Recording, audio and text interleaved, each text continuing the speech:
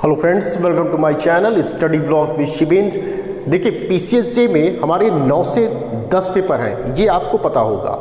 9 से 10 पेपर में जो लास्ट वाले जो 2 पेपर हैं वो कौन होते हैं? वो इंटरनेशनल लॉ से संबंधित होते हैं।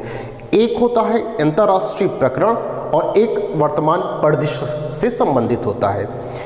पहला क्या है कि एक पेपर 2 पेपर है इंटरनेशनल लॉ से संबंधित, उसमें से एक जो है ये करंट अफेयर से संबंधित होता है। ठीक है, जो वर्तमान में चीज़ें चल रही हैं उनसे संबंधित वो मैटर वहाँ पे पूछे जाते हैं आपके एग्जाम में। जैसे पूछ लिया G20 का सम्मेलन कहाँ हुआ है, ब्रिक्स का सम्मेलन कहाँ हुआ है, किसके समूह के अध्यक्ष कौन है। ठीक है, ऐसे करके ये चीज़ें ये इंटरनेशनल लॉ के अंतर्गत मानी जाती हैं जो वर्तमान प्रदेश में चलता है। दूसरा हम पढ़ते हैं चार्टर के विषय में। चार्टर मोस्ट इंपॉर्टेंट होता है, ये दोनों ही इंपॉर्टेंट होते हैं।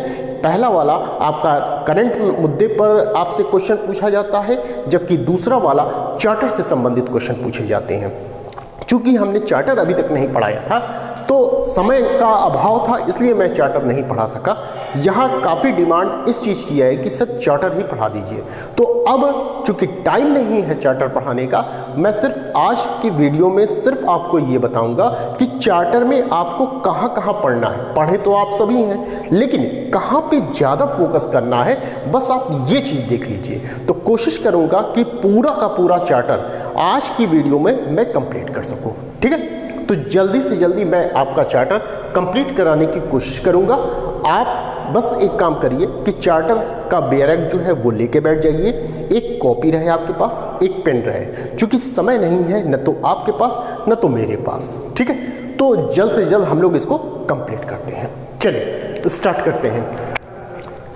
देखिए, चार्टर हमें पढ़ना है। देखिए, इसमें हम आपको पढ़ाने नहीं आए हैं, एक चीज़ ध्यान रखिएगा आप। अगर मैं पढ़ाने पे आता तो 1-2 पॉइंट ही मैं समझा पाता।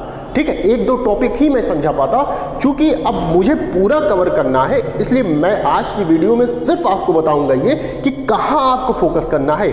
जो मतलब इस चार्टर में आपको क्या चीज़ पढ़ के जाना है, आप उसको इग्नोर करके नहीं जा सकते। इसके अलावा जो आप पढ़ेंगे वो तो आप पढ़ेंगे ही, लेकिन आज की वीडियो में जो मैं बता रहा हूं वो आप बिल्कुल पढ़ के जाएंगे, इसको इग्नोर करके मत जाइएगा। चलिए स्टार्ट करते हैं। चार्टर, सबसे पहले आप ये समझिए कि चार्टर में टोटल चैप्टर कितने हैं। टोटल 19 चैप्टर का प्रावधान किया गया। देखिए, थोड़ा सा फास्ट चलूंगा, मतलब कि नोट करते रहिएगा। जितनी जल्दी मैं बोल रहा हूं उतनी जल्दी आपकी हाथ भी चलने चाहिए। ठीक है, चलिए, तो चार्टर में 19 चैप्टर्स हैं, टोटल 111 आपके आर्टिकल्स हैं। ध्यान रहे कि चार्टर में आर्टिकल हम लोग पढ़ते हैं वैसे ही जैसे हम लोग कॉन्स्टिट्यूशन पढ़ते हैं। इन 2 जगह ही हमें आर्टिकल देखने को मिलता है। यहाँ सेक्शन नहीं है, ध्यान रखिएगा, यहाँ आर्टिकल शब्द का यूज हुआ है, तो ये आर्टिकल हम लोग पढ़ते हैं।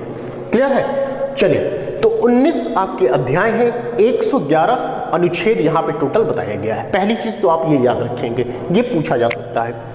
अब स्टार्ट करते हैं हम। देखिए, पहले क्या हुआ कि देखिए, जब अंतरराष्ट्रीय लेवल पे हम पढ़ते हैं तो वहाँ हम देश शब्द यूज नहीं करते, वहाँ हम स्टेट शब्द यूज करते हैं, ये ध्यान रखिएगा। तो पहले क्या हुआ कि एक प्रथम विश्व युद्ध हुआ। आपको पता है कि कई स्टेटों के मध्य हुआ। स्टेट का मतलब देश से लगाया जाएगा। ठीक है, आप ये समझिए, जैसे भारत, पाकिस्तान, अमेरिका, जापान, रूस, इन सब के मध्य क्या हुआ? एक युद्ध हुआ। एक एग्जांपल के तौर पे मैं आपको बता रहा हूं, तो इसे हम कह रहे हैं प्रथम विश्व युद्ध हुआ। प्रथम विश्व युद्ध होने के बाद देखिए, कभी भी युद्ध होता है तो युद्ध की परिणति ये होती है कि हमेशा वो विनाश ही लेकर आता है। कभी भी वो फायदे के लिए नहीं होता। फायदा कम, विनाश ज्यादा होगा, चाहे सामने वाले पार्टी का, चाहे जो युद्ध कर रहा है उसका। दोनों का ही विनाश उसमें समाहित है, आप ये समझ लीजिए। तो प्रथम विश्व युद्ध हुआ, तो इस युद्ध की यह परिणति रही कि इस युद्ध के माध्यम से एक राष्ट्र संघ का उद्भव हुआ, जिसे हम कहते हैं युद्ध का बालक। युद्ध का बालक क्यों कहा जा रहा है? क्योंकि इस प्रथम विश्व युद्ध के बाद ही इसकी उत्पत्ति हो रही है राष्ट्र संघ की। ठीक है, इसलिए यह कहा जा रहा है युद्ध का बालक। इसके कारण इसकी उत्पत्ति हुई है, इसलिए इसको कहा गया युद्ध का बालक। पूछा जाता है कि युद्ध का बालक किसको कहा जाता है, तो आपको पता होना चाहिए राष्ट्रसंघ को युद्ध का बालक कहा जाता है। कब ये आया, तो ये 10 जनवरी 1920 को राष्ट्रसंघ आया है। ये इंपॉर्टेंट है आपका, ये ध्यान रखिएगा। उसके बाद ये जो विश्व युद्ध था यहीं तक नहीं थमा, आगे और भी विश्व युद्ध हुए। वो क्या हुआ, वो द्वितीय विश्व युद्ध के नाम से जाना गया। देखिए, प्रथम विश्व युद्ध हुआ, उसके बाद युद्ध का बालक मतलब राष्ट्रसंघ का उद्भव हुआ। फिर आपका क्या हुआ, राष्ट्रसंघ में ये संभाल नहीं पाए उस युद्ध को, अब युद्ध फिर हो रहा है, तो फिर कौन सा आया, द्वितीय विश्व युद्ध आया। क्लियर है, प्रथम हुआ युद्ध हुआ, फिर राष्ट्रसंघ आया, फिर द्वितीय विश्व युद्ध हुआ। अब द्वितीय विश्व युद्ध में अब देखिए क्या हो रहा है, इसके पश्चात संयुक्त राष्ट्र की स्थापना में मुख्य भूमिका अमेरिकी राष्ट्रपति फ्रैंकलिन रूजवेल्ट की थी। ये इंपॉर्टेंट है, ये ध्यान रखिएगा। इसके पश्चात संयुक्त राष्ट्र की स्थापना हो रही है द्वितीय विश्व युद्ध के बाद। क्लियर है, तो उसमें स्थापना में मुख्य भूमिका किसकी है, तो अमेरिकी राष्ट्रपति फ्रैंकलिन रूजवेल्ट की थी। ये नाम याद रखिएगा, ये इंपॉर्टेंट है, ये पूछा जा सकता है आपसे। अमेरिकी राष्ट्रपति फ्रैंकलिन रूजवेल्ट, नाम याद रहे। संयुक्त राष्ट्र नाम ध्यान रखिए, यहां कहा जा रहा है संयुक्त राष्ट्र नाम रूजवेल्ट द्वारा ही प्रदान किया गया है। ध्यान से समझिए, संयुक्त राष्ट्र की स्थापना में मुख्य भूमिका किसकी थी, अमेरिकी राष्ट्रपति फ्रैंकलिन रूजवेल्ट की थी, और संयुक्त राष्ट्र नाम रूजवेल्ट द्वारा ही प्रदान किया गया। ये पूछा जाता है कि संयुक्त राष्ट्र जो शब्द है वो किसके द्वारा नाम प्रदान किया गया, तो किसके द्वारा, रूजवेल्ट के द्वारा प्रदान किया गया है, ये याद रखिएगा। अब देखिए, द्वितीय विश्व युद्ध हुआ। द्वितीय विश्व युद्ध के दौरान शांति कायम करने के लिए कई सम्मेलन हुई, कई घोषणाएं हुई। ये इंपॉर्टेंट है अब आपका यहाँ पे, अब जो मैं बताने जा रहा हूँ, अब ध्यान से समझिएगा इस चीज को। ये कहा जा रहा है कि द्वितीय विश्व युद्ध के दौरान शांति कायम करने में एक मंच बनाने का प्रयास शुरू हुआ कि इस चीज को रोका जाए। ठीक है, इसमें कई आपके सम्मेलन हुए हैं, कई घोषणाएं हुई हैं, उन्हीं को हमें याद करना है। अब इस चीज को जो मैं बताने जा रहा हूं, 8 टोटल सम्मेलन हुए हैं, 8 टोटल सम्मेलन हुए हैं। इसमें सीरियल वाइज आपको याद करना है। एक चीज तो आपको नाम याद करना है, दूसरी के स्थान पे आपको उसका सन याद करना है, और जहां आपको डेट वाइज आपका सन याद करना है वो मैं बता दूंगा। सबका डेट नहीं आपको याद करना, यहाँ पे सन आपको इंपॉर्टेंट है, सन याद करना है, और जो मुख्य उसमें पॉइंट होंगे वो भी मैं बताता चलूंगा। चलिए देखते हैं। पहला, सेंट जेम्स पैलेस की घोषणा, लिखते जाइए या जहाँ कहीं भी आपने लिखा होगा एक बार रिवाइज कर लीजिए। सेंट जेम्स पैलेस की घोषणा ये हुआ 1941 में। ठीक है, 1941 में हो रहा है सेंट जेम्स पैलेस की घोषणा। इसी को कहा जाता है लंदन घोषणा के नाम से जाना जाता है। ये पहला हुआ। दूसरा, अटलांटिक चार्टर 1941 में, दोनों 1941 में, ये याद रहे। सेंट जेम्स पैलेस की घोषणा 1941, अटलांटिक चार्टर 1941। ठीक है, अब देखिए 1900 इस जो अटलांटिक चार्टर था, थोड़ा सा इसमें 2 शब्द आप जान लीजिए कि अमेरिकी राष्ट्रपति रूजवेल्ट तथा ब्रिटिश प्रधानमंत्री चर्चिल ने शांति के लिए चार्टर पर हस्ताक्षर किया था। ठीक है, ये थोड़ा सा जानते रहिए, इतना इंपॉर्टेंट नहीं है। फिर तीसरा जो है ये मोस्ट इंपॉर्टेंट है। 2 हमने पढ़ा, सेंट जेम्स पैलेस की घोषणा पहला, दूसरा अटलांटिक चार्टर, ये दोनों ही 1941 में हो रहे हैं। तीसरा जो है मोस्ट इंपॉर्टेंट है, संयुक्त राष्ट्र घोषणा जो 1 जनवरी 1942 को हुआ है। ये इंपॉर्टेंट है, ये याद रखिएगा। संयुक्त राष्ट्र घोषणा, संयुक्त राष्ट्र घोषणा 1 जनवरी 1942, 1 जनवरी 1942, ये डेट याद रखिएगा, ये इंपॉर्टेंट है। इसमें क्या है, संयुक्त राष्ट्र शब्द प्रथम बार प्रयोग किया गया। ये जो संयुक्त राष्ट्र शब्द है ये प्रथम बार प्रयोग किया गया है, ये याद रखिएगा। संयुक्त राष्ट्र शब्द ये प्रथम बार प्रयोग किया गया। ठीक है, चौथा, मॉस्को घोषणा 1943, तेहरान घोषणा 1943। ठीक है, दोनों 1943। सीरियल याद रहे, क्रमबद्ध पूछा जाता है आपसे। फिर है डम्बर्टन ओक सम्मेलन, मोस्ट इंपॉर्टेंट है डम्बर्टन ओक सम्मेलन 1944 में, इसे जरूर याद रखिएगा। इसमें कहा जा रहा है भावी संगठन का नाम क्या होगा, संयुक्त राष्ट्र होगा। ये इसमें बोला गया था, इस सम्मेलन के थ्रू ये बोला गया था कि भाई भावी सम्मेलन भावी संगठन का नाम क्या रखा जाएगा, तो कहा गया कि भावी संगठन का नाम संयुक्त राष्ट्र रखा जाएगा। ठीक है, और आपको ये पता है कि जो इसमें कितने अंग हैं टोटल, यूएनओ के टोटल 6 अंग हैं, आपको पता है। लेकिन ये 6 अंग शुरू से नहीं थे, जब ये आया आपका डम्बर्टन ओक सम्मेलन 1944 में, तो उसमें 5 अंग थे। न्यासिता परिषद की चर्चा नहीं की गई थी, ये मोस्ट इंपॉर्टेंट है, पूछा जाता है। ठीक है, डम्बर्टन ओक सम्मेलन 1944 में 5 अंग थे, न्यासिता परिषद की बात इसमें नहीं की गई थी। पूछा जाता है कौन से अंग की बात नहीं की गई, तो न्यासिता परिषद की बात नहीं की गई थी। क्लियर है, कहाँ अंग रहेगा हम लोग आगे पढ़ेंगे, आर्टिकल में दिया गया है। नेक्स्ट है याल्टा सम्मेलन, ये है 1945 को। ठीक है, अब लास्ट वाला 8वां मोस्ट इंपॉर्टेंट है, ध्यान से सुनिएगा। अभी तक हमने 7 सम्मेलन को देखा है। ठीक है, क्या क्या देखा है, जैसे ये कहाँ से मैंने शुरू किया, ये द्वितीय विश्व युद्ध के दौरान शांति कायम करने का प्रयास शुरू किया गया, इसी में ये सब घोषणाएं और सम्मेलन किए जा रहे हैं। टोटल 8 हुए हैं, ये टोटल 8 हुए हैं, 7 हमने बताए। एक बार फिर से रिवीजन करिए।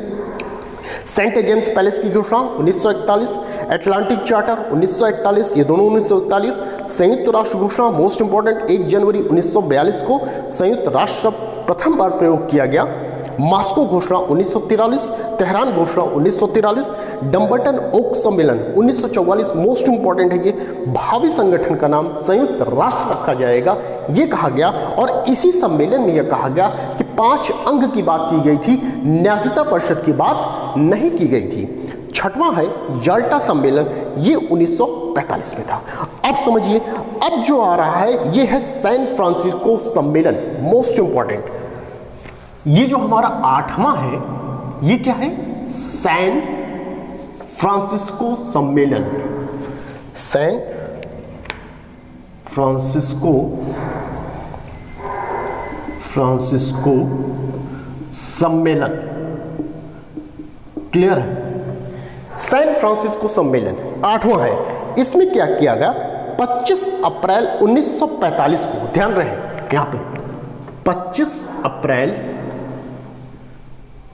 1945, इस दिन क्या किया गया, 25 अप्रैल 1945 को लॉर्ड हैलिफैक्स की अध्यक्षता में इसका सम्मेलन किया गया।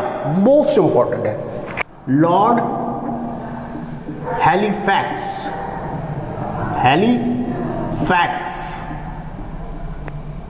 लॉर्ड हैलिफैक्स की अध्यक्षता में 25 अप्रैल 1945 को इस सम्मेलन की अध्यक्षता की गई।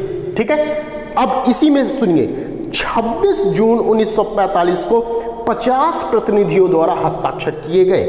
कब किए गए, 26 जून 1945 को 50 प्रतिनिधियों के द्वारा हस्ताक्षर किए गए। टोटल कितने थे, 51 प्रतिनिधि थे, जिसमें से 50 ने इस पे साइन किया, एक ने साइन नहीं किया था। ठीक है, ये याद रखिएगा। अब देखिए, ये हो गया 26 जून हो गया। एक जगह और लिखा है, 1 मिनट, हाँ देखिए 26 जून को 50 सदस्यों द्वारा हस्ताक्षर किए गए थे। 15 अक्टूबर, ध्यान से समझिए, 15 अक्टूबर 1945 को क्या हुआ, 15 अक्टूबर 1945 को 51 सदस्यों द्वारा हस्ताक्षर किया गया। 51वां कौन था, 51 पोलैंड थे, पोलैंड था, स्टेट था, इनके द्वारा साइन किया गया। ध्यान रहे, 26 जून को 50 सदस्यों ने साइन किया है, 51वां जो है, टोटल 51 लोगों ने साइन किया है इस चार्टर पर। तो 51वां कब किया है, 15 अक्टूबर, ये इंपॉर्टेंट हो जाता है। 15 अक्टूबर 1945 को 51वां सदस्य कौन था, पोलैंड के द्वारा साइन किया गया, हस्ताक्षर किया गया। मोस्ट इंपॉर्टेंट है। फिर इसके बाद 24 अक्टूबर, मोस्ट इंपॉर्टेंट, 24 अक्टूबर 1945 को क्या किया गया, यूएनओ लागू हो गया। यूएनओ लागू कैसे? 29 अनुसमर्थन द्वारा, 29 लोगों के अनुसमर्थन द्वारा इसको क्या कर दिया गया? लागू कर दिया गया। ठीक है, अब इसी 24 अक्टूबर को ही क्या होता है? 24 अक्टूबर को संयुक्त राष्ट्र चार्टर लागू हुआ और 24 अक्टूबर को ही संयुक्त राष्ट्र दिवस मनाया जाता है। ये ध्यान रहे, इसी को संयुक्त राष्ट्र दिवस, 24 अक्टूबर को ही संयुक्त राष्ट्र दिवस मनाया जाता है। ये ध्यान रहे। ठीक है, आगे फिर आप समझिए। अब इधर आइए, 30 अक्टूबर, ये भी मोस्ट इंपॉर्टेंट है। 30 अक्टूबर 1945 को क्या किया गया? भारत यूएनओ का सदस्य बना। भारत यूएनओ का सदस्य बना। ठीक है, भारत यूएनओ का सदस्य बना। प्रतिनिधित्व किसने किया? ए रामास्वामी मुदलियार द्वारा किया गया। ये भी आप नोट कर लीजिएगा, जो प्रतिनिधित्व किसके द्वारा किया गया? ए मुदलियार स्वामी के द्वारा किया गया। ठीक है, भारत के तरफ से। तो ये हुआ। अब एक और है डेट, ये भी याद कर लीजिए आप। एक क्या है? एक और है 20 अक्टूबर। अब ये याद रखिएगा, 20 अक्टूबर ये 1947 है। ये याद रखिएगा, अभी तक 45 चला आ रहा है, अब हमारा यहाँ पे 47 है, 1947। ये इस दिन क्या हुआ कि संयुक्त राष्ट्र महासभा, संयुक्त राष्ट्र महासभा, संयुक्त राष्ट्र महासभा द्वारा झंडे को स्वीकार किया गया। महासभा द्वारा झंडे को स्वीकार, ठीक है, झंडे को स्वीकार किया गया। अब थोड़ा सा हम लोग समझ लेते हैं, यहां पर चीजों को समझते हैं। देखिए 7-8 टोटल सम्मेलन हुए द्वितीय विश्व युद्ध के दौरान। उसके बाद आपकी 8 सम्मेलन या घोषणाएं पहले की गई। ठीक है, कि शांति वार्ता यहां पे की जाए, शांति व्यवस्था कायम रहे, मतलब तीसरा युद्ध न हो पाए, उस युद्ध की विभीषिका को रोकने के लिए इन सम्मेलनों को किया गया। ठीक है, तो 8 सम्मेलन हुए। 7 हमने बताया, 8वां मोस्ट इंपॉर्टेंट है आपका, ये ध्यान रखिएगा, सैन फ्रांसिस्को सम्मेलन हुआ। 8वां पूछा जाता है, मोस्ट इंपॉर्टेंट है, ध्यान से समझिए। 8वां सैन फ्रांसिस्को सम्मेलन है। कब कब क्या क्या हुआ, इसीलिए मैंने डेट सीरियल वाइज रखा है कि आप याद कर सकें इस चीज को। 25 अप्रैल 1945 के लॉर्ड हैलिफैक्स की अध्यक्षता में इसका सम्मेलन किया गया, सैन फ्रांसिस्को सम्मेलन किया गया। क्लियर है। फिर 26 जून 1945 को 50 सदस्यों के द्वारा इस पर साइन किए गए। फिर 15 अक्टूबर, टोटल 51 होने चाहिए, लेकिन 50 ने इस पर किया। 51वें ने कब किया ये पूछा जाता है, तो 15 अक्टूबर 1945 को 51वें सदस्य ने इस पर साइन किया चार्टर पर। नाम क्या था इनका? पोलैंड। ये ध्यान रहे, पोलैंड याद रहे। 24 अक्टूबर 1945 को आखिरकार यूएनओ लागू हो गया। ठीक है, 29 अनुसमर्थन के द्वारा। ठीक है, और 24 अक्टूबर को ही संयुक्त राष्ट्र दिवस मनाया जाता है, ये भी याद रहे। 30 अक्टूबर 1945 को भारत यूएनओ का सदस्य बना, मोस्ट इंपॉर्टेंट। और 20 अक्टूबर 1947 को, ध्यान रहे ये 45 नहीं है, 47 है, 1947, ये याद रहे। 1947 को 20 अक्टूबर 1947 को संयुक्त राष्ट्र महासभा द्वारा झंडे को स्वीकार किया गया। ठीक है, ये इतनी चीजें हैं आपको हमने बता दिया, मोस्ट इंपॉर्टेंट है, ये ध्यान रखिएगा। प्रथम विश्व युद्ध हुआ, फिर राष्ट्र संघ आया, फिर द्वितीय विश्व युद्ध हुआ।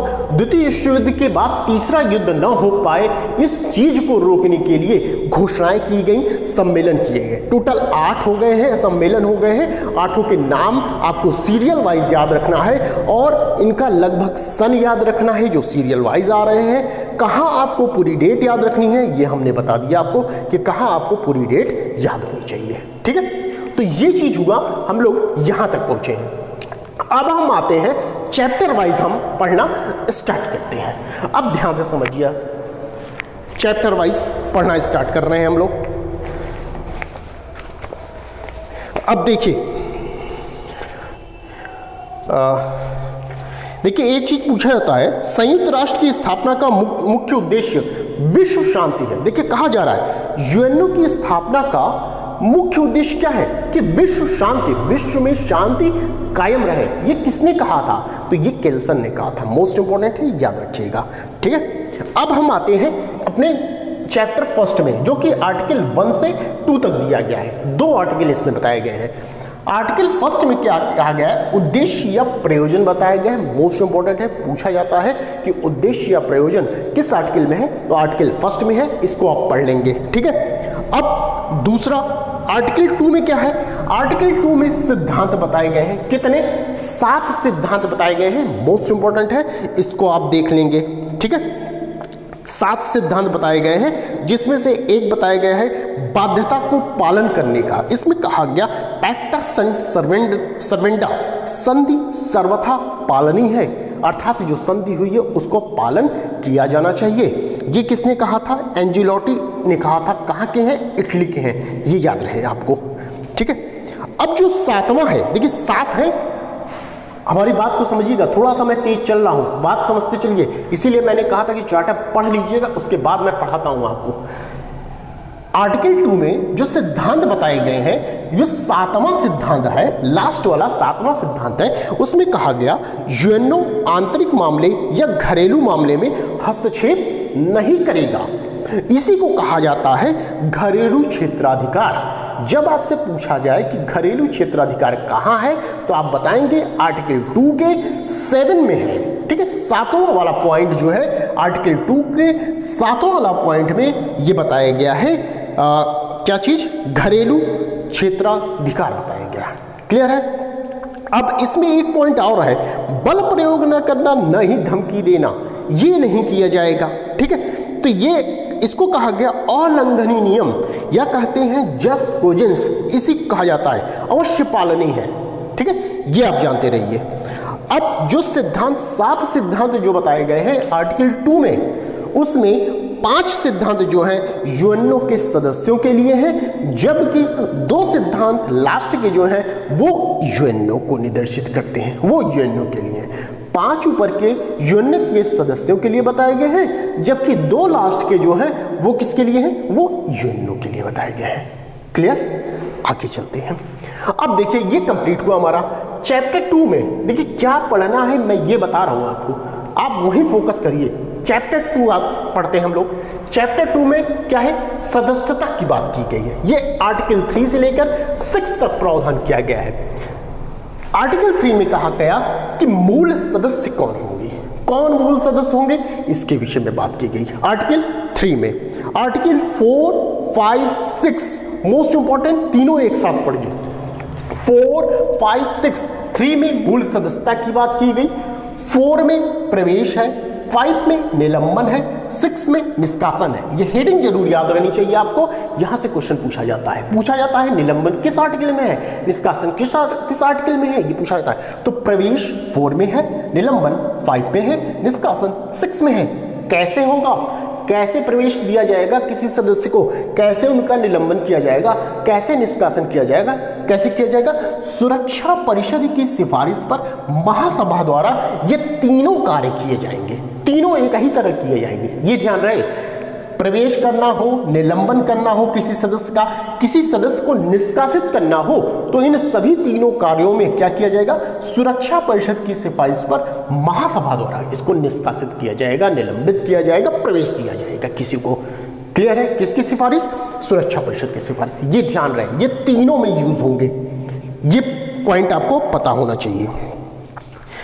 निष्कासन कब होता है? चार्टर का बार बार उल्लंघन जब किया जाता है तब जाके निष्कासन किया जाता है। अब आगे चलते हैं हम लोग। ये चैप्टर 2 हमारा ये कंप्लीट हुआ। आगे है चैप्टर 3 जो कि आर्टिकल 7 से लेकर 8 तक प्रावधान करता है। 2 आर्टिकल इसमें आपको पढ़ने हैं। चैप्टर 3 जो बात करता है वो अंग की बात करता है। अब यहां समझिए, अंग में आर्टिकल 7 जो है ये टोटल कितने हैं अंग? टोटल 6 अंग बताए गए हैं। संयुक्त राष्ट्र की मुख्य अंग में टोटल अंग कितने हैं? 6 हैं। ये पता होना चाहिए कौन कौन से हैं, ये पता होना चाहिए, मोस्ट इंपोर्टेंट है।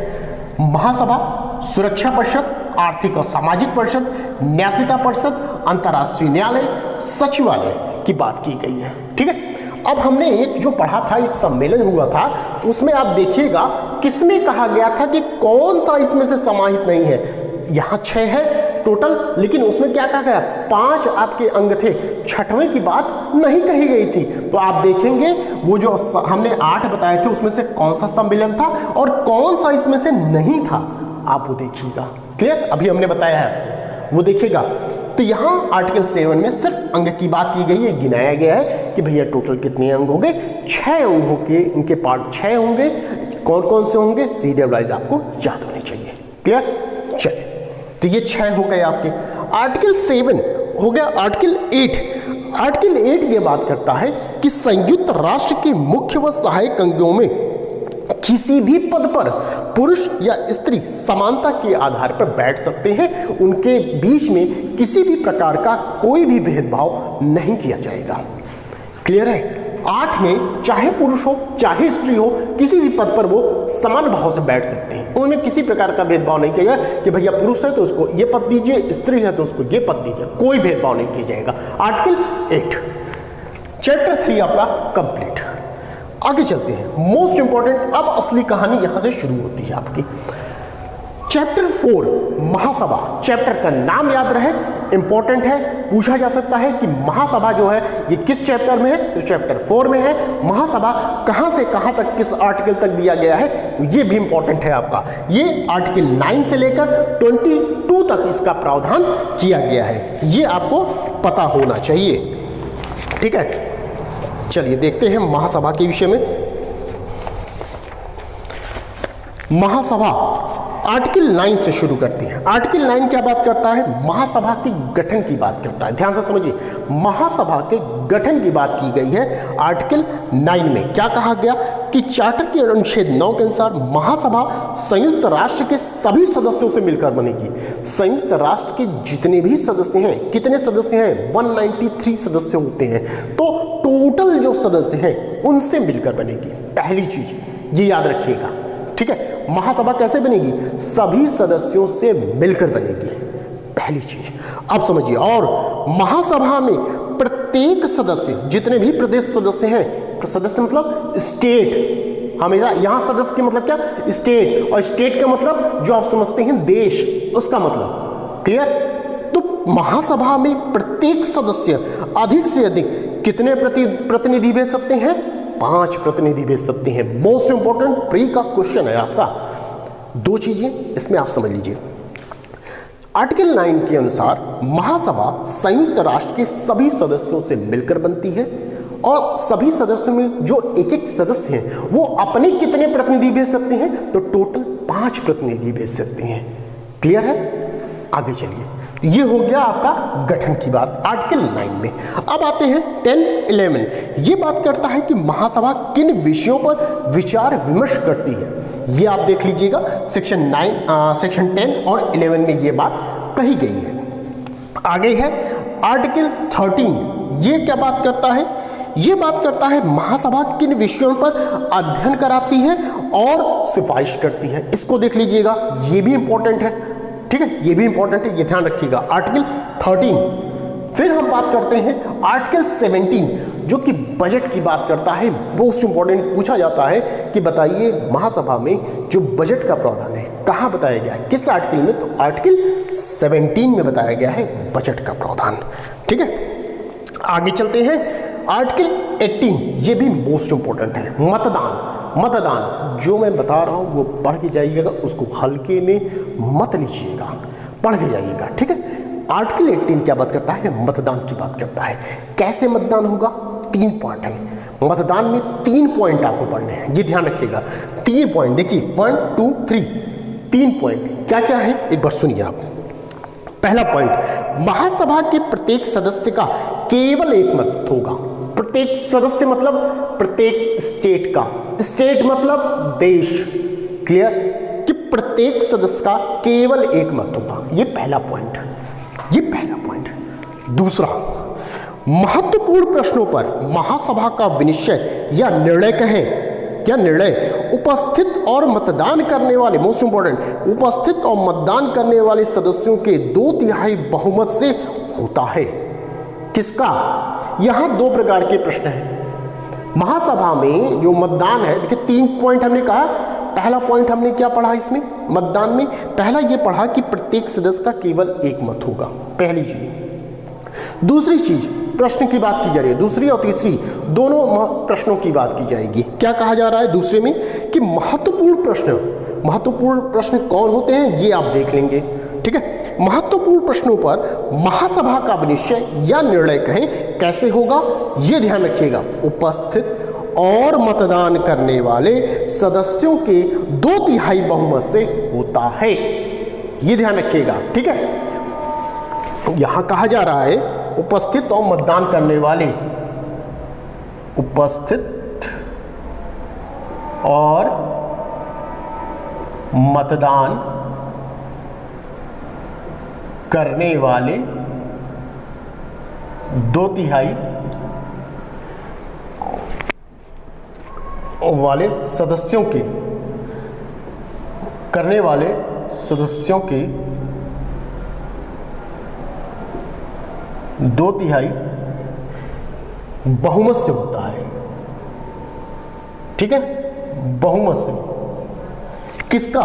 महत्वपूर्ण प्रश्नों का। ध्यान रहे महत्वपूर्ण प्रश्नों में क्या है, जैसे एक बार मैं आपको बता दूं कि अंतर्राष्ट्रीय शांति सुरक्षा से संबंधित प्रश्न, सुरक्षा परिषद के अस्थायी सदस्यों का निर्वाचन, आर्थिक सामाजिक परिषद के सदस्यों का निर्वाचन, तो इस तरह के जो प्रश्न होंगे वो क्या होंगे, वो महत्वपूर्ण प्रश्न होंगे।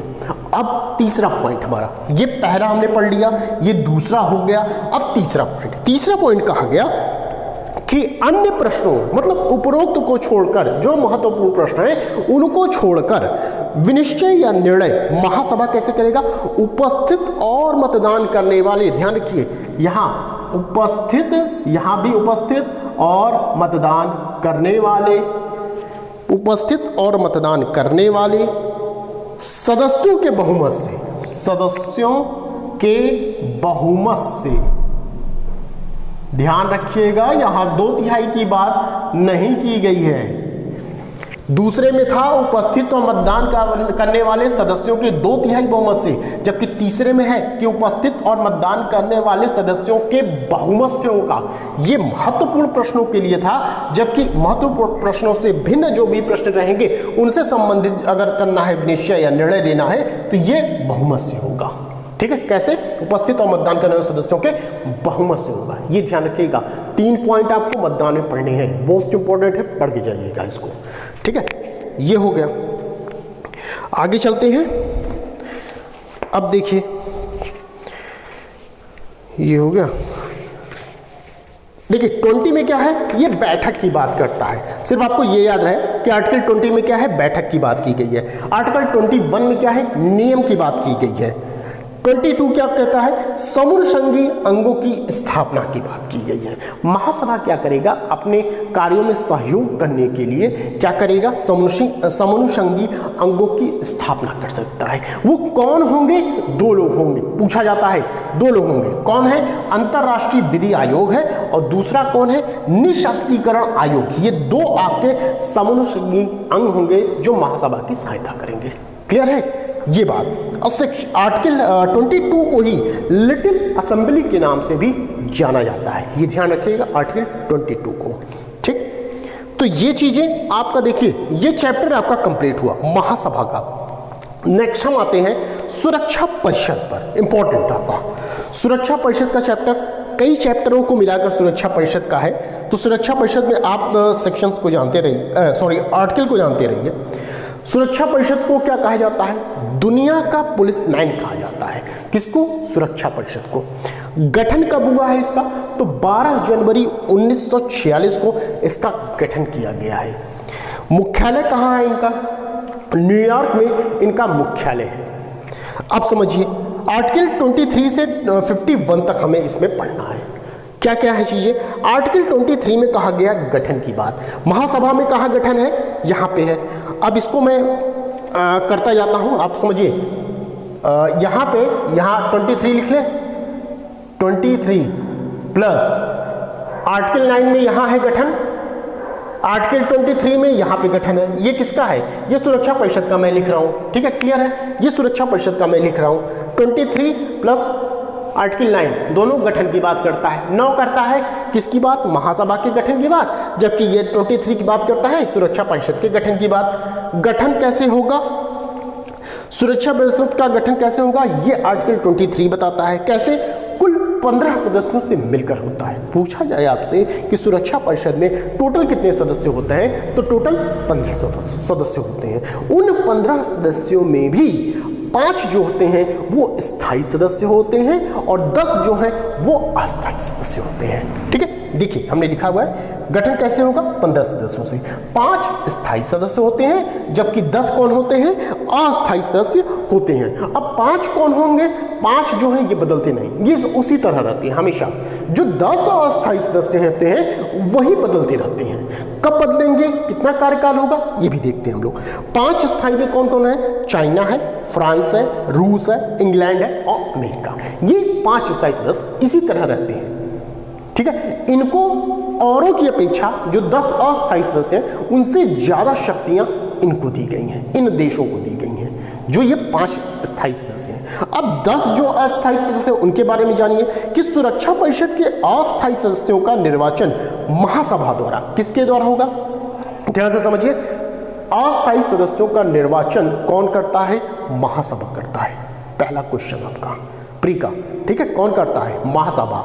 कितने वर्ष के लिए, 2 वर्ष के लिए किया जाता है, ये भी ध्यान रहे, 2 वर्ष के लिए किया जाता है। इसके साथ साथ और जो देश 2 वर्ष पूरा कर लेता है, समझिए 2 वर्ष जिसने पूरा कर लिया, अस्थायी सदस्य में कोई देश आ गए, जैसे इंडिया आ गया मान लीजिए, 2 वर्ष के लिए हो गए, तो जो देश 2 वर्ष कार्यकाल उसने पूरा कर लिया तो उसका निर्वाचन तुरंत पुनः नहीं किया जाएगा, थोड़े दिन बाद किया जाएगा, लेकिन तुरंत कहिए कि तुरंत उसको हम बना दें तो नहीं, तुरंत नहीं किया जाएगा, ठीक है।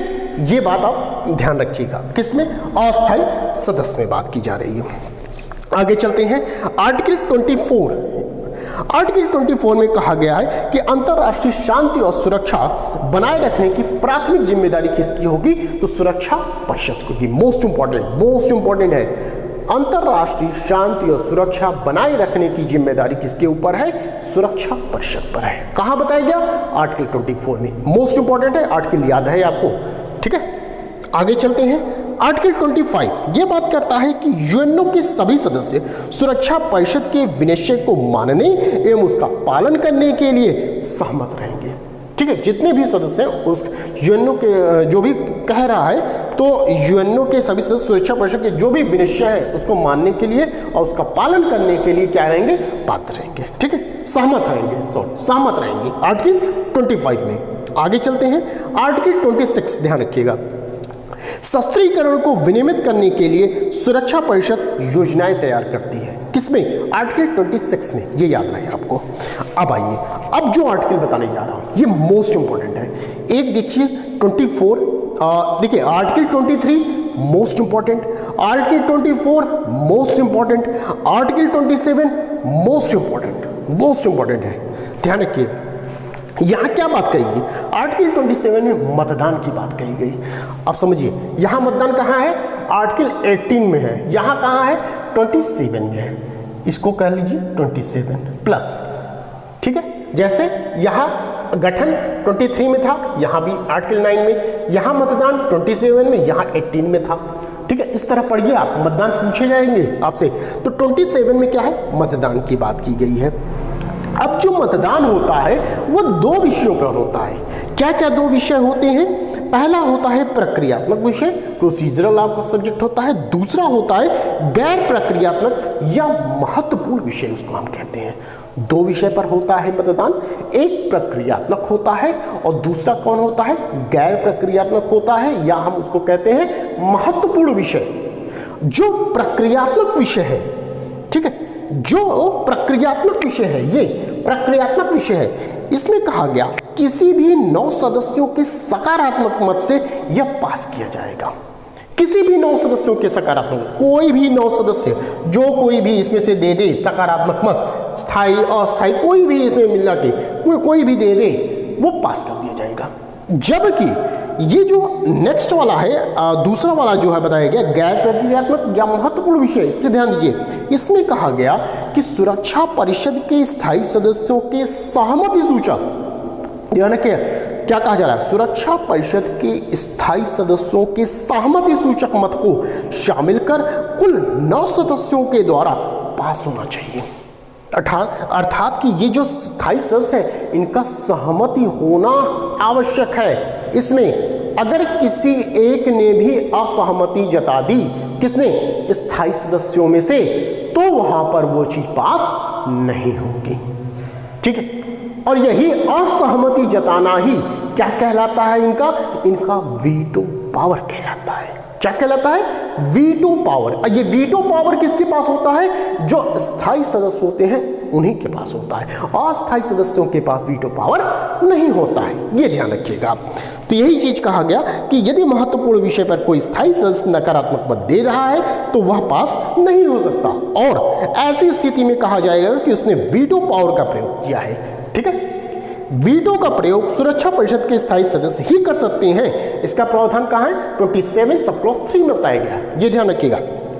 एक चीज और समझिए इसी में, यदि कोई सुरक्षा परिषद का सदस्य मतदान के समय उपस्थित नहीं होता, अब समझिए उपस्थित नहीं होता या उपस्थित होता तो है लेकिन मतदान में भाग नहीं लेता, तो हम क्या समझेंगे उसको, तो अर्थात वह न तो सकारात्मक मत दे रहा है न तो नकारात्मक मत दे रहा है, तो उस स्थिति में यह नहीं माना जाएगा कि उसने नकारात्मक मत दिया या वीटो लगाया है, ऐसा कुछ नहीं समझा है। तो इसका मतलब क्या समझा जाएगा, इसका मतलब यह समझा जाएगा, ऐसी स्थिति में माना जाएगा कि वह अनुपस्थित है। मोस्ट इंपॉर्टेंट, कोई ऐसा है जो न तो सकारात्मक मत दे रहा है न तो नकारात्मक मत दे रहा है, कुछ नहीं कर रहा, या तो उपस्थित नहीं हुआ है या तो उपस्थित हो गया है तो अभी वो क्रिया प्रतिक्रिया नहीं बता रहा है, न तो सकारात्मक मत देता है न तो नकारात्मक मत देता है, तो उस स्थिति में, ऐसी परिस्थिति में कहा जाएगा कि वह अनुपस्थित है।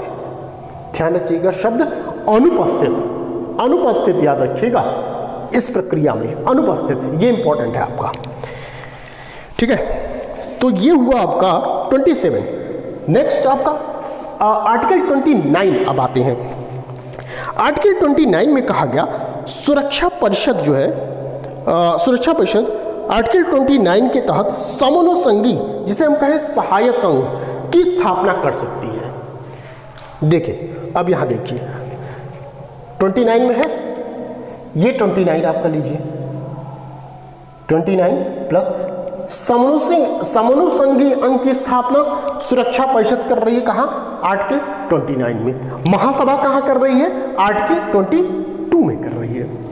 दोनों मिला के पढ़िएगा, याद रहे, पूछा जाता है। यहां समनुसंगी अंगों की स्थापना में दो लोग कौन है, अंतर्राष्ट्रीय विधि आयोग है और निःशस्त्रीकरण आयोग है। जबकि यहां कौन होता है, यहां होते हैं एक लोग, परमाणु ऊर्जा आयोग। ये पूछा जाता है कि सुरक्षा परिषद के अंतर्गत जो समनुसंगी अंग होता है वो कौन होता है, क्या नाम है उसका, तो क्या नाम है, परमाणु ऊर्जा आयोग, ये नाम है, ये ध्यान रखिएगा। ठीक है, आगे चलते हैं। आर्टिकल 42, यहां सिर्फ आप ये याद रखिए कि सशस्त्र बल का प्रयोग कहां बताया गया है, सुरक्षा परिषद कब की सशस्त्र बल का प्रयोग कर सकती है, किस आर्टिकल में बताया गया, आर्टिकल 42 में बताया गया, ये याद रहे। नेक्स्ट आर्टिकल 51 में बताया गया आत्मरक्षा का अंतर्निहित अधिकार, मोस्ट इंपॉर्टेंट है, अधिकतर पूछा जाता है, तो कहां है, आर्टिकल 51 में आत्मरक्षा का अंतर्निहित अधिकार। ठीक है, अब आगे चलते हैं। आगे हम लोग को देखना है, नेक्स्ट चैप्टर है आर्थिक और सामाजिक परिषद की बात की गई है। आर्थिक और सामाजिक परिषद में अब देखिए, आर्थिक सामाजिक परिषद चैप्टर 10 में बताया गया है। इसमें जो गठन है कहाँ किया है, आर्टिकल 61 में बताया गया। इसमें बहुत कुछ नहीं पढ़ना है, जो पढ़ना मैं मोस्ट बताऊंगा। गठन 61, कृत्य और शक्तियां 62 में, 67 में मतदान, ये बहुत इंपॉर्टेंट नहीं है, इतना मत पढ़िएगा। ठीक है, क्या इंपॉर्टेंट है ये मैं बताता हूं आपको। देखिए यहां पूछा जाता है जो आर्थिक और सामाजिक परिषद है, इसमें जो मूल सदस्य थे वो कितने थे, ये मोस्ट इंपॉर्टेंट है। मूल सदस्य कितने थे, तो मूल सदस्य पहले 18 थे। कितने, 18 थे। इसको बढ़ाकर फिर कब कितना कर दिया है, 27 कर दिया गया। फिर कितना कर दिया गया, 54 कर दिया गया। अब वर्तमान समय में इस समय कितने सदस्य हैं, इसमें 54 हैं वर्तमान में। अर्थात आर्थिक और सामाजिक परिषद में 2 बार संशोधन किए गए हैं। कितनी, 2 बार। ठीक है। संयुक्त राष्ट्र के इसमें संयुक्त राष्ट्र में संशोधन करके 2 बार बढ़ाई गई है। ठीक है। सदस्य संख्या कितनी, 2 बार बढ़ाई गई है, ये याद रखिएगा आप। मूल सदस्य संख्या 18 थी, 18 से इन्होंने 27 किया, 27 से कितना कर दिया, 54 कर दिया। ठीक है। अब समझिए इसमें एक और चीज, इसके 1/3 सदस्यों का निर्वाचन प्रतिवर्ष महासभा द्वारा 3 वर्ष के लिए किया जाता है। कौन करता है, महासभा कर रहा है, ध्यान रखिएगा। इसके 1/3 सदस्यों का निर्वाचन प्रतिवर्ष महासभा द्वारा 3 वर्ष के लिए किया जाता है, ये ध्यान रहे आपको। ठीक है। चलिए आगे चलते हैं। आगे है न्यासिता परिषद, ये भी इंपॉर्टेंट है। इसमें भी बहुत कुछ आपको नहीं पढ़ना है, चैप्टर 30 में बताया गया है। ये कहा जाता है संयुक्त राष्ट्र का कौन सा मुख्य अंग है जो निष्क्रिय है या कार्यविहीन है, तो कौन सा है, न्यासिता परिषद है, ये ध्यान रखिएगा, ये पूछा जाता है। अब ये पूछा जाता है वह अंतिम राज्य कौन था जहां पर न्यासधारिता प्रशासन था, कौन सा था, पलाऊ था। कौन, पलाऊ, ये ध्यान रहे, पलाऊ, ये इंपॉर्टेंट है, पलाऊ था। वह अंतिम राज्य कौन था जहां पर न्यासधारिता प्रशासन था, तो वो कौन था, पलाऊ था। अब एक चीज और समझिए कि न्यास परिषद मैंडेट कमीशन की उत्तराधिकारी है। न्यास परिषद मैंडेट कमीशन की उत्तराधिकारी है। यह निर्णय किस मामले में हुआ था, तो किस में हुआ था, international status of south west Africa के मामले में किया गया था। ठीक है। आगे चलते हैं। न्यासता परिषद हो गया। सचिवालय देख लेते हैं हम लोग जल्दी से। सचिवालय में क्या कहा गया कि संयुक्त राष्ट्र के अंगों में से कौन सा व्यक्तियों से गठित होता है, न कि राज्यों से गठित। ये पहला आपका अंग है यूएनओ का, जिसमें यह कहा गया कि ये गठित कैसे हो रहा है, यह व्यक्तियों से गठित हो रहा है, न कि राज्य से गठित होता है। तो कौन है, सचिवालय, ये ध्यान रखिएगा, मोस्ट इंपॉर्टेंट है ये। महासचिव कौन है, तो संयुक्त राष्ट्र का मुख्य प्रशासनिक अधिकारी है। महासचिव कौन होता है, इस संयुक्त राष्ट्र का मुख्य प्रशासनिक अधिकारी होता है। ठीक है, ये याद रखिएगा। अब इसके बाद आप ये याद रखेंगे कि संयुक्त राष्ट्र के महासचिव की नियुक्ति किस प्रकार होती है, तो सुरक्षा परिषद की संस्तुति पे महासभा द्वारा की जाती है, ये याद रखिएगा। संयुक्त राष्ट्र के महासचिव की नियुक्ति कैसे होती है, सुरक्षा परिषद की संस्तुति पर महासभा द्वारा की जाती है, ये याद रखिए। लास्ट में संयुक्त राष्ट्र के प्रथम महासचिव कौन थे, तो ट्रिगवेली थे, ये याद रखेंगे। संयुक्त राष्ट्र के प्रथम महासचिव ट्रिगवेली। लास्ट है जो कि मोस्ट इंपॉर्टेंट आपका है, अंतरराष्ट्रीय न्यायालय। ये कहाँ मिलेगा, आप जब चार्टर आप देखेंगे तो अलग से इसका एक बना हुआ है अंतरराष्ट्रीय न्यायालय। चैप्टर में मत फंसिएगा, चैप्टर के बाद आप आएंगे तो अलग से एक अंतरराष्ट्रीय न्यायालय का पूरा बना हुआ है, आर्टिकल 1, 2, 3, 4 इसमें लिखा होगा, आप वो देखिएगा, पढ़े होंगे तो याद होगा। ठीक है, जिन्होंने नहीं पढ़ा उसको मैं बता दूं कि अंतरराष्ट्रीय न्यायालय का अलग से आपका इसी चार्टर में अलग से दिया होगा। जब आप आर्टिकल खत्म हो जाएगा उसके बाद आप आगे आएंगे तो अंतरराष्ट्रीय न्यायालय का अलग से दिया हुआ, उसको खोलिएगा, वहां आपको ये मिलेंगे। अंतरराष्ट्रीय न्यायालय क्या क्या कहा जा रहा है, देखिए समझिएगा। अंतरराष्ट्रीय न्यायालय में कुल कितने न्यायाधीश होते हैं, ये पूछा जाता है। कुल कितने न्यायाधीश हैं, 15 न्यायाधीश होते हैं, टोटल 15 न्यायाधीश। अंतरराष्ट्रीय न्यायालय के कितने सदस्य प्रति तीसरे वर्ष रिटायर होते हैं, तो 1/3 सदस्य प्रति तीसरे वर्ष रिटायर होते हैं, ये याद रखिएगा। नेक्स्ट, अंतरराष्ट्रीय न्यायालय की स्थापना कब की गई थी, तो 18 अप्रैल 1946 को इसकी स्थापना की गई। किसकी, अंतरराष्ट्रीय न्यायालय की, ये याद रखिएगा। अब इसमें क्या है, अंतर्राष्ट्रीय न्यायालय के न्यायाधीश चुने जाते हैं, मोस्ट इंपॉर्टेंट, कितने वर्ष के लिए? 9 वर्ष के लिए चुने जाते हैं, ये याद रखिएगा, 9 वर्ष के लिए वो चुने जाते हैं। परंतु न्यायालय की जो अध्यक्ष हैं या उपाध्यक्ष हैं वो कितने वर्ष के लिए? वो 3 वर्ष के लिए। अब ध्यान रखिए यहाँ पे क्या कहा गया, इनके जो न्यायाधीश हैं, ये न्यायाधीश जो है, न्यायाधीश कितने वर्ष के लिए? 9 वर्ष के लिए। जबकि इसके जो अध्यक्ष हैं या उपाध्यक्ष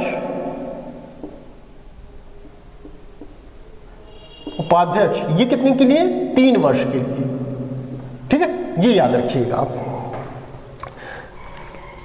न्यायाधीश जो है 9 वर्ष, अंतर्राष्ट्रीय न्यायालय के न्यायाधीश चुने जाते हैं 9 वर्ष के लिए, जबकि अध्यक्ष या उपाध्यक्ष 3 वर्ष के लिए चुने जाते हैं।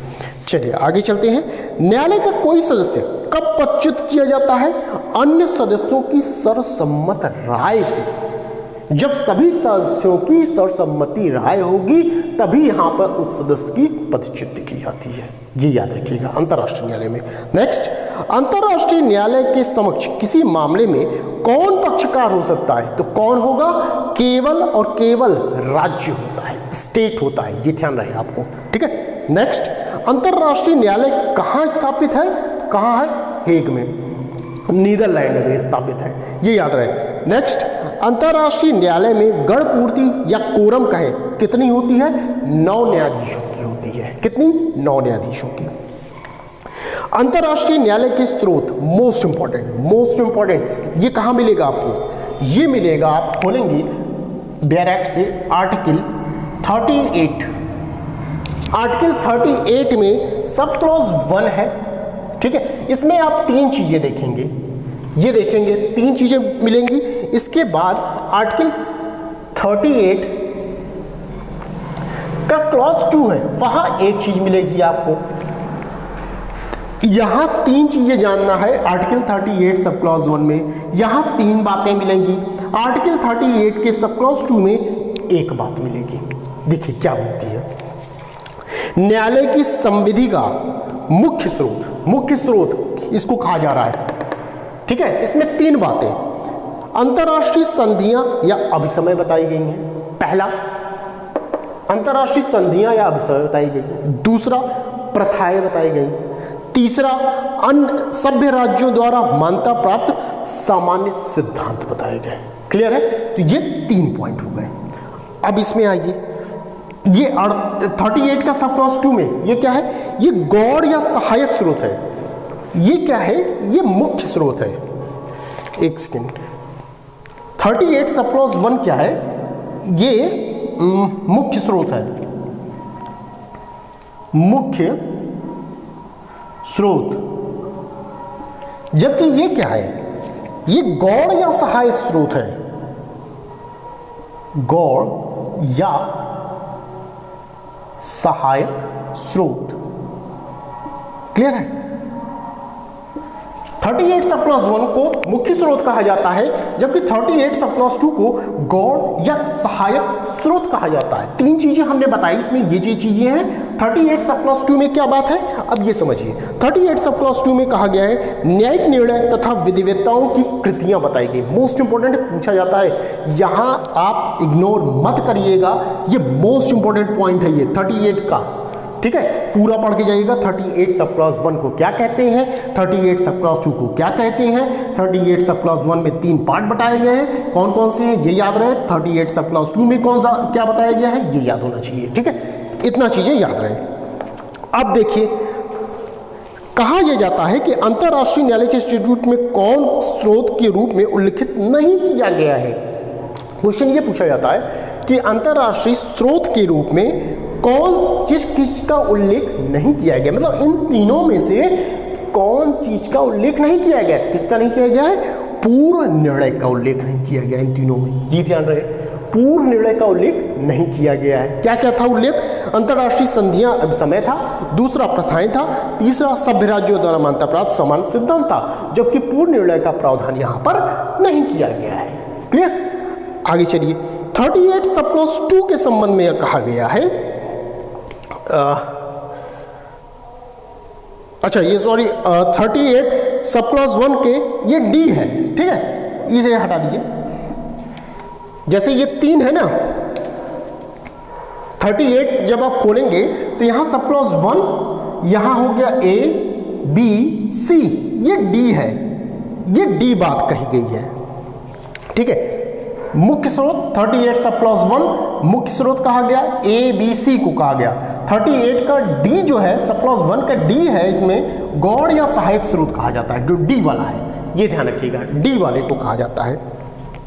38 सब क्लॉज 2 जो है उसको ये कहा जा रहा है कि न्यायालय किसी वाद या निर्णय साम्य और न्याय के आधार पर दे सकता है, ठीक है, यदि पक्षकार सहमत है। इस सिद्धांत को ही एक्स इको इट बोनो कहते हैं। किसको? 38 सब क्लॉज 2 को एक्स इको इट बोनो के नाम से जाना जाता है, ठीक है। ये इतनी बात आप इसमें समझिए। आगे देख लेते हैं क्या है, और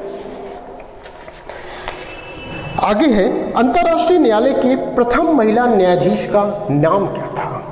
अंतर्राष्ट्रीय न्यायालय की प्रथम महिला न्यायाधीश का नाम क्या है? रोसलिन हिजिन्स। क्या नाम है? रोसलिन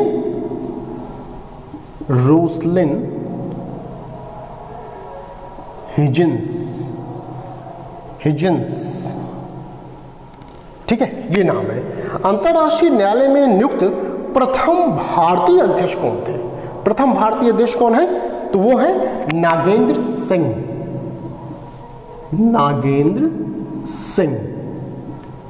ठीक है, ये याद रखिएगा। फिर है अंतर्राष्ट्रीय न्यायालय से सलाहकारी राय कौन मांग सकता है? कौन मांग सकता है? तो महासभा एवं सुरक्षा परिषद किसी विधिक प्रश्न पर ऐसा राय मांग सकती है, ये ध्यान रहे, दोनों मांग सकते हैं, महासभा भी और सुरक्षा परिषद भी।